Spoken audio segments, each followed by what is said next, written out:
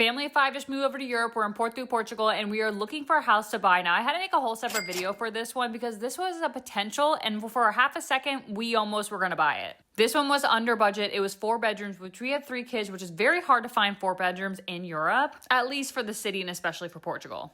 This place was renovated from top to bottom and took them over a year to do. Electrical, lighting, inside out, windows, everything you can think of, it was fully redone. Now, don't get me wrong, this was an absolute beautiful apartment. I can definitely see myself living here, but there were some factors that made us say no.